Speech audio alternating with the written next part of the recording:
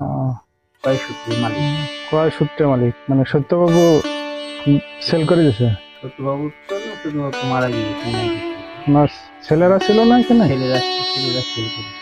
ওনার ছেলেরা কি মানে বাংলাদেশে আছে না ছেলে আছে, দুজন আছে বাংলাদেশে আছে?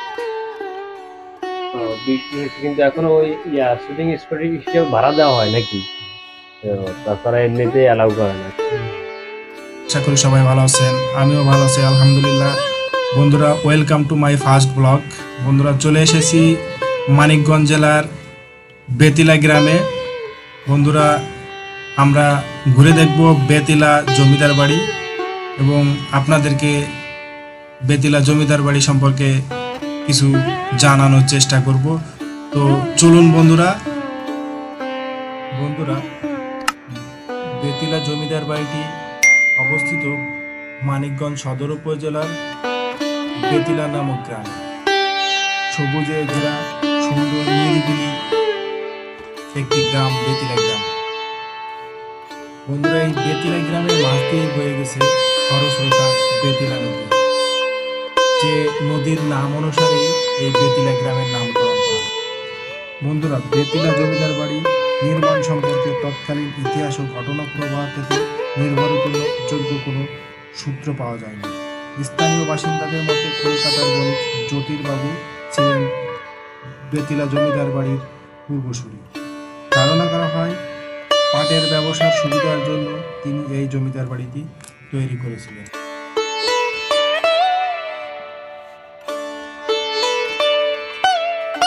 তাদের আমাদের জাস্ট বিল্ডিং আর কি, আর শুধু বিল্ডিংটাই আছে, ভিতরে সব সেম, যার মন মতো করে নেয় আর কি। যখন শুটিং করে যখন শুটিং হয় এখানে, তার যেসব শুটিং এ যেসব ফার্নিচার লাগে, যে সব লাগবে ওভাবে করে নেয়।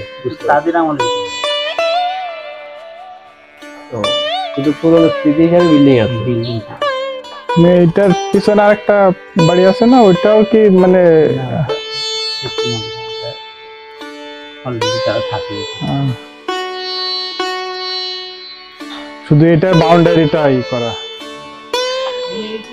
হ্যাঁ, ওইটা মূলত কি মানে পূজা মণ্ডপ ছিল ওইটা? দুর্গা মন্দির। আর পিছনে মঠটা ওইটা কিসের?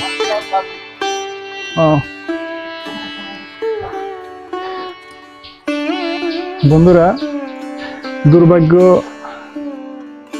ভিতরে ঢুকতে পারলাম না, কারণ এটা এখন একটা ব্যক্তি মালিকানাধীন প্রতিষ্ঠান। এখানে শুটিং স্পট হিসেবে ভাড়া দেওয়া হয়।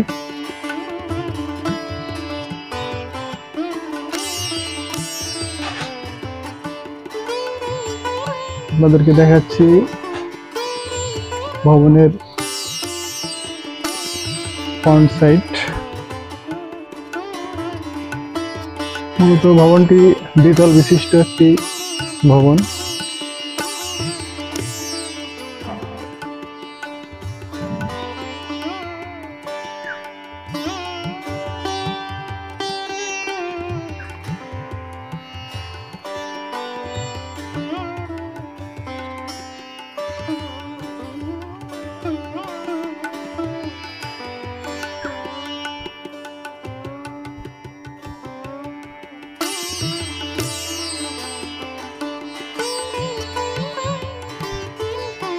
ভিতরে যাওয়ার কোনো অপশন নেই, কারণ বাইরে দিয়ে লক করা আছে। আর হলিডে হওয়ার কারণে কোনো শুটিং কার্যক্রম চলতেছে না, যার কারণে অপরিচিত লোকদের ভিতরে প্রবেশ অ্যালাউ না, যার কারণে আপনাদেরকে দেখাতে পারতেছি না। তো ভিতরে কোনো লোক নেই, থাকলে হয়তো চেষ্টা করে দেখতাম।